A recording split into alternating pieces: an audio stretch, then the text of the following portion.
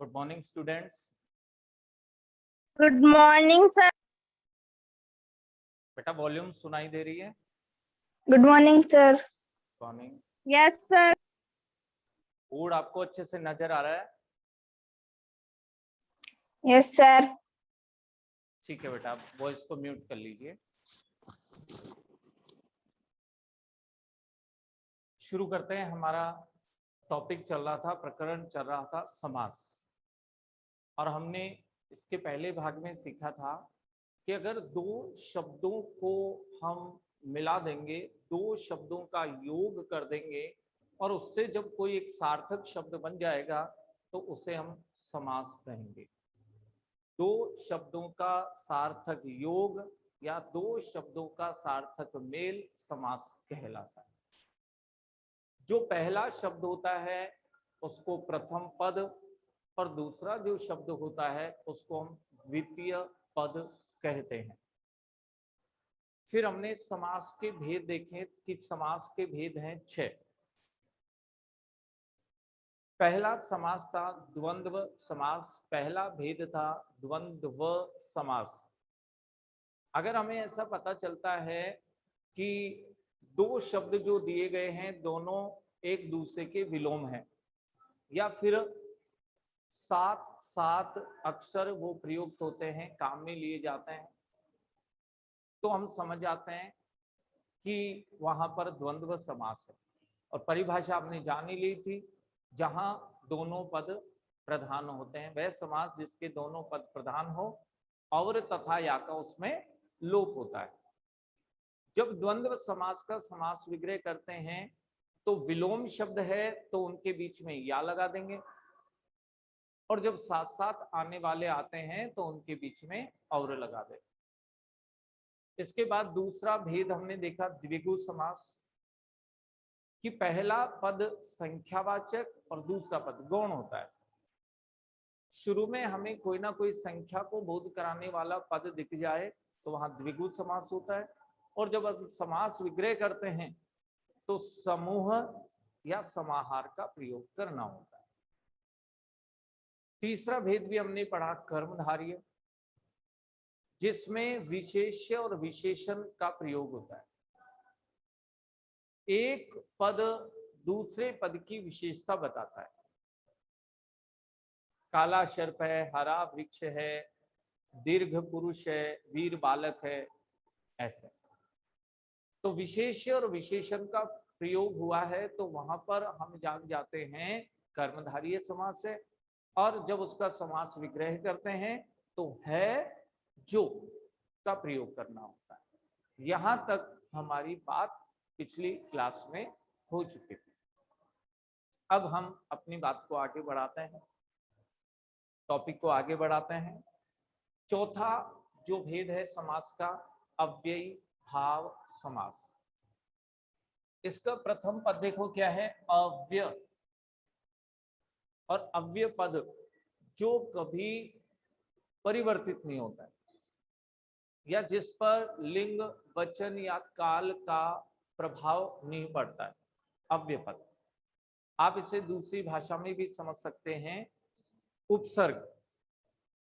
अगर किसी पद के पहले, किसी शब्द के पहले कोई उपसर्ग जुड़ा हुआ है तो हम समझ जाएंगे वहां अव्ययी भाव समास है। वो एग्जाम्पल से हम सीखेंगे। सबसे पहले हम इसकी परिभाषा देखते हैं, अव्ययी भाव समास की परिभाषा क्या होती है। वह समास जिसका प्रथम पद अव्यय तथा द्वितीय पद गौण होता है।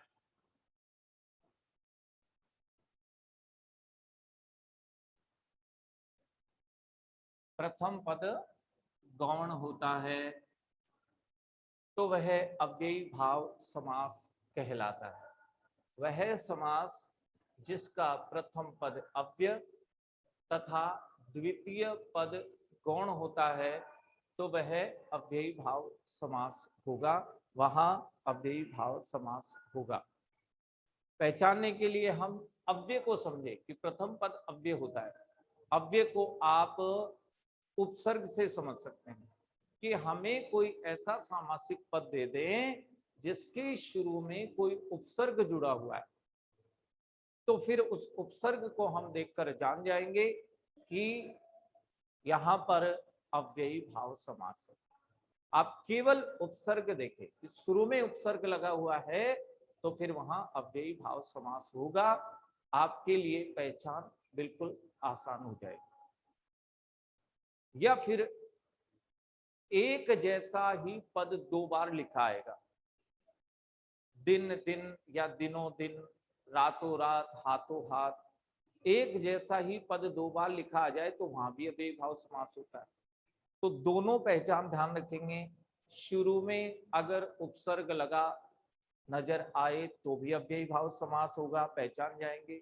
और यदि एक जैसा पद, एक जैसा ही शब्द दोबारा लिखा दिख गया तो भी वहां अव्ययी भाव समास ही होगा।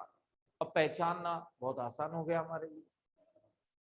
अब इसका समास विग्रह देखें।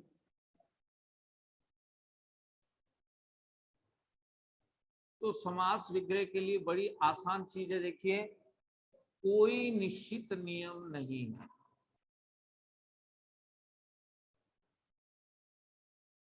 कोई निश्चित नियम नहीं है।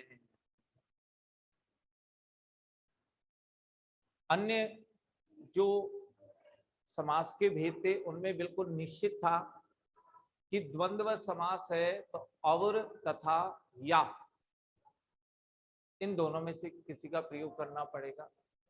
द्विगु में समूह या समाहार लगाना पड़ेगा। कर्मधारी में है जो लगाना पड़ेगा।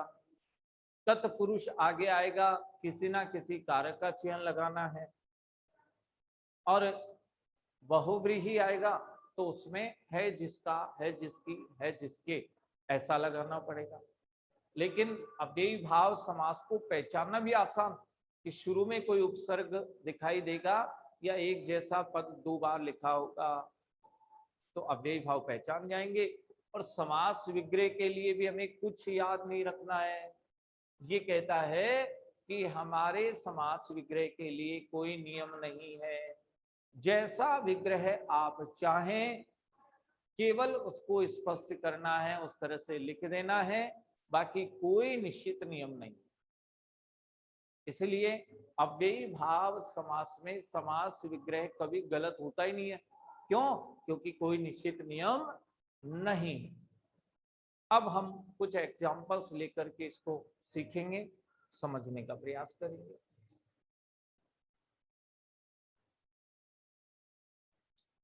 उदाहरण लेते हैं। देखिए, प्रतिदिन, यथा शक्ति, आमरण,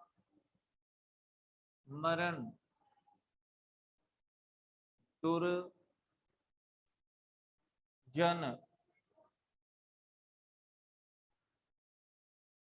दिनों दिन, हाथों हाथ। ये हमने कुछ एग्जांपल्स देखे हैं। देखिए, प्रतिदिन हम देखें कि प्रति है, यथा है, आ है, दुर है। इन एग्जांपल्स में हम ये देखते हैं कि शुरू में कोई उपसर्ग लगा हुआ है, प्रति, यथा, आ, दुर, ये सभी उपसर्ग है। तो कोई ना कोई उपसर्ग इनमें लगा हुआ है, इसलिए उपसर्ग लगा है तो पहचान गए अव्ययी भाव समास है। दूसरे दो एग्जाम्पल ऐसे हैं जिसमें दिनों दिन, हाथों हाथ, दिन दिन या हाथ हाथ एक जैसे ही शब्द दोबारा आ गए तो फिर ऐसी स्थिति में भी अव्ययी भाव समास होगा। अब हमने पहचान तो लिया अव्ययी भाव समास है, और समास विग्रह के लिए हम कहते हैं कोई निश्चित नियम नहीं होता है। तो देखो कैसे कर सकते हैं। अगर जब भी प्रति वाला एग्जाम्पल आ जाए तो दूसरा जो पद है उसको हम 2 बार लिख देते हैं, दिन दिन, इस तरह से। अगर इसकी जगह प्रति व्यक्ति आ जाए तो व्यक्ति व्यक्ति, ऐसे इसका समास विग्रह कर देंगे। तो जब भी प्रति वाला एग्जाम्पल आए, प्रति उपसर्ग वाला एग्जाम्पल आए, तो हम दूसरा जो पद है उसके आगे वाला पद है उसको 2 बार लिख देंगे। इसके बाद देखिए यथा शक्ति, इसको करेंगे शक्ति के अनुसार, यथा शक्ति यानी शक्ति के अनुसार। अगर इसकी जगह यथा सामर्थ्य आ जाए तो सामर्थ्य के अनुसार, यथा संभव आ जाए तो संभावना के अनुसार। इस तरह से यथा वाले एग्जाम्पल का होता है। आमरण, इसका अर्थ होता है मृत्यु पर्यंत। आमरण का अर्थ होगा जब तक वो जीवित है तब तक, जब तक उसकी मृत्यु नहीं हो जाए तब तक, तो मृत्यु पर्यंत। देखिए सब जगह हम समास विग्रह अलग अलग कर रहे हैं, कोई निश्चित नियम नहीं है कि ऐसे ही समास विग्रह होगा। दुर्जन, दुर्जन का अर्थ होता है बुरा जन या बुरा आदमी। दिनों दिन, इसको करेंगे दिन ही दिन में। हाथों हाथ का करेंगे हाथ ही हाथ में। ऐसे ही रातों रात आ जाए तो रात ही रात में। कई बार आपने सुना भी होगा कि रातों रात दुकान बना ली। रातों रात का अर्थ हुआ रात ही रात में। हमने पहले देखा कुछ नहीं था, लेकिन रात ही रात में दुकान बना ली। अगले दिन सुबह हमने देखा तो दुकान बनी हुई थी। तो कब बना ली? रातों रात, अर्थात रात ही रात में। तो अव्ययी भाव समास इस तरह से पहचान भी सकते हैं कि या तो कोई उपसर्ग शुरू में लगा आ जाए या फिर एक जैसा शब्द लगातार 2 बार लिखा आ जाए। ऐसी स्थिति में पहचान जाएंगे अव्ययी भाव समास है। और समास विग्रह का कोई एक निश्चित नियम नहीं होता है, आप जैसा चाहें वैसे इसमें समास विग्रह कर सकते हैं। ये कुछ तरीके हमने बताए हैं, इस तरह से आप समास विग्रह करें। इसके बाद हम आगे बढ़ते हैं। 5वां भाग है हमारा, 5वां प्रकार है हमारा समास का भेद है तत्पुरुष।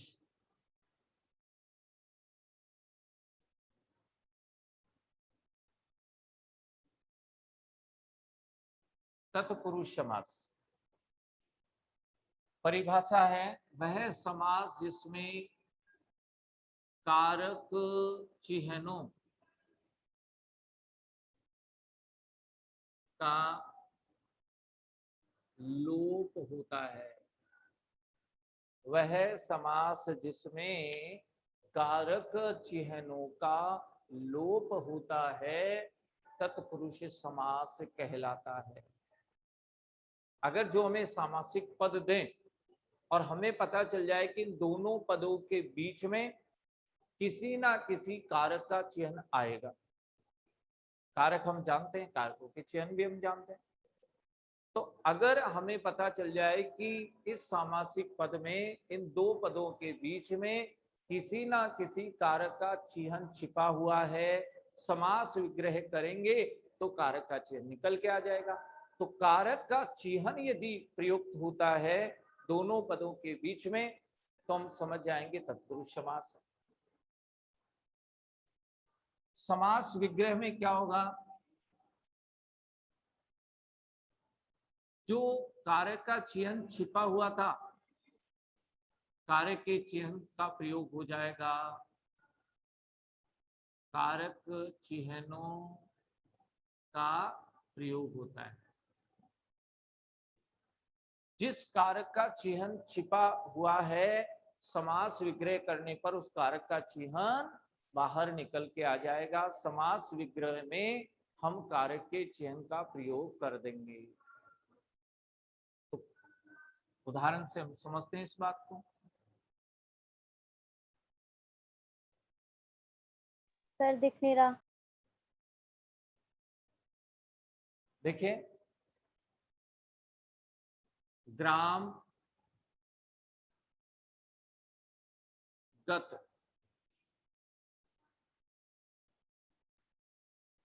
हस्त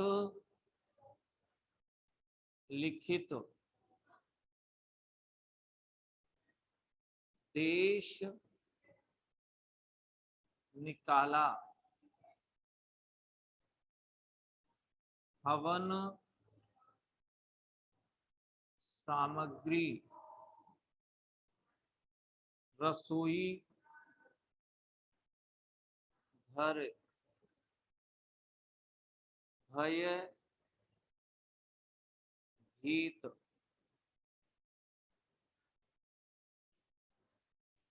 अश्वा सर तत्व आगे वाला नहीं दिख रहा। रोही।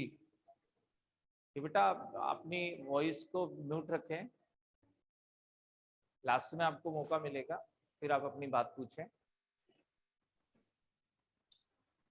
अश्वारोही, कि कोई बच्चा बताए बेटा, मेरी वॉल्यूम तो ठीक आ रही है? वॉल्यूम सुनाई दे रही है? Yes sir. Okay yes sir. Okay, mute कर लीजिए। अश्वारोही, राज महल। देखिए कुछ एग्जाम्पल्स हमारे सामने हैं। ग्राम गत, इसको पढ़ने से हमें पता चलता है गांव को गया। गत का अर्थ है जाना, जो चला गया, किसी गांव में गया हुआ है, किसी गांव को चला गया। तो ग्राम गत, इसका होगा ग्राम को गत भी लिख सकते हैं, या यहाँ गया हुआ भी लिख सकते हैं। अब हमें पता है कि समास विग्रह करने पर कारक का चिन्ह आ गया। देखो को, तो हम पहचान गए, कारक का चिन्ह आते ही पहचान गए कि ये तत्पुरुष समास है। और को किस कारक का चिन्ह है?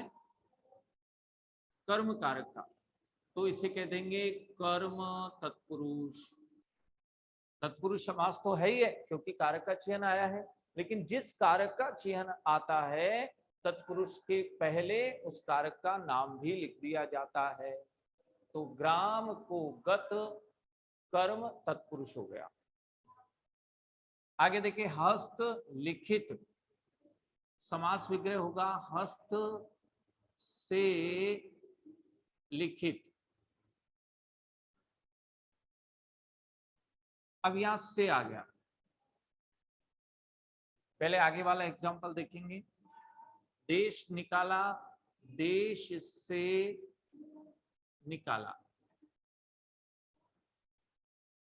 अब देखो यहां भी से है, यहां भी से है, तो तत्पुरुष समास तो है दोनों में, लेकिन कौन सा तत्पुरुष है वो देखना है, क्योंकि दो कारक ऐसे हैं दोनों का चयन होता है से। एक करण का भी से होता है और एक अपादान का भी से होता है। अब हमें ये पहचानना होता है कि जो से है वो करण कारक वाला है या अपादान कारक वाला है।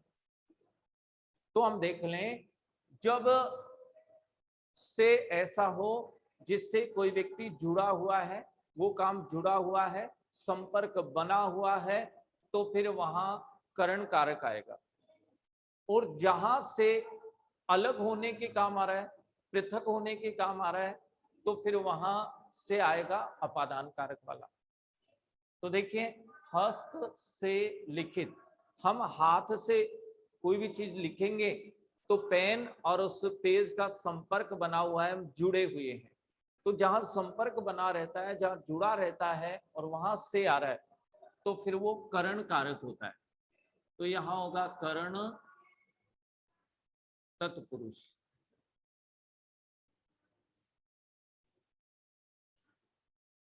और यहां देखिए किसी को देश से निकाल दिया, देश से निकाला। अब देश से निकालेंगे तो देश से दूर चला जाएगा, बाहर चला जाएगा। तो पृथक होने के लिए, बाहर जाने के लिए, दूर होने के लिए अपादान कारक का से होता है, इसीलिए यहां कहेंगे अपादान तत्पुरुष।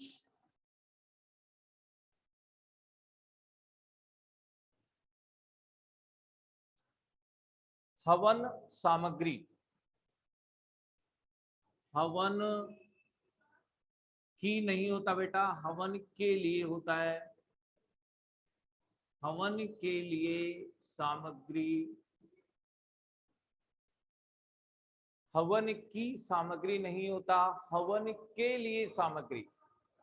जो अग्नि है उसमें हवन करना है, अर्थात उस सामग्री की आहुति देनी है, उस सामग्री को उसमें जलाना है, उस सामग्री को उसमें भस्म करना है, तो ये हवन के लिए होता है। हवन के लिए सामग्री, तो के लिए कारक का चयन आ गया, और ये होता है संप्रदान कारक का चयन, इसलिए हम कहेंगे इसको कि ये संप्रदान तत्पुरुष है। संप्रदान तत्पुरुष होगा। रसोई घर, रसोई का अर्थ आप जानते हैं, रसोई का अर्थ होता है खाना या भोजन, तो यहां होगा रसोई के लिए घर। वो घर है, वो कमरा है जिसमें रसोई या भोजन आपका बनाया जाता है, रसोई के लिए घर। तो यहां भी के लिए आ गया, तो वही संप्रदान तत्पुरुष हो जाएगा के लिए। यहां देखो भय भीत, भय से भीत, यहां से आ गया देखो। अब से ये वाला है करण कारक वाला या अपादान वाला है, यहां हम समझ नहीं पाएंगे कौन सा है। तो आप देखिए जब भी किसी से हम डरते हैं तो हम जानते हैं जिससे डर लगता है उससे हम दूर भागते हैं, और दूर भागने में, पृथक होने में, दूर जाने में अपादान कारक होता है। तो यहां हम समझ जाएंगे, मान लो सामने शेर आ गया तो उससे डरकर हम दूर भागेंगे, तो यहां वो डर वाला से है, इसीलिए यहां अपादान होगा। तो इसको भी स्पेशल आप ध्यान रखें, अपादान तत्पुरुष है।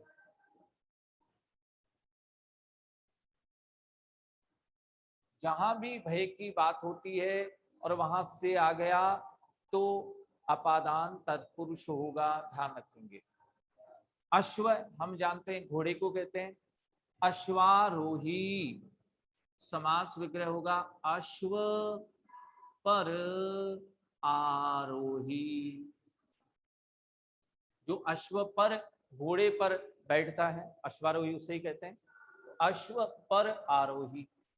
और ये जो पर है हम जानते हैं अधिकरण तत्पुरुष का उदाहरण है, अधिकरण कारक का चयन होता है में पर, अधिकरण कारक का होता है इसलिए पर अधिकरण कारक लिखेंगे, अधिकरण तत्पुरुष हो गया।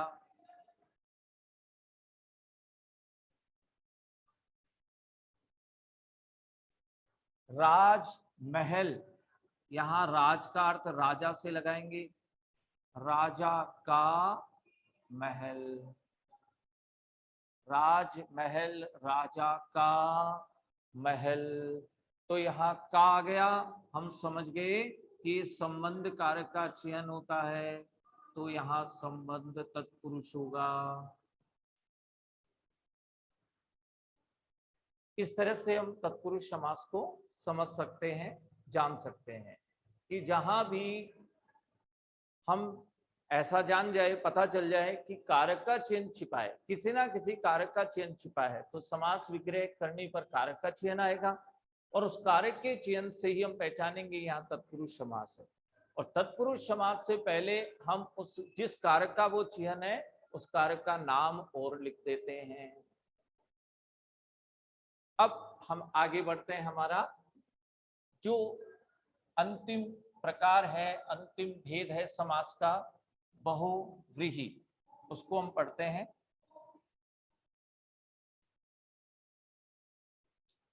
अंतिम छठा भेद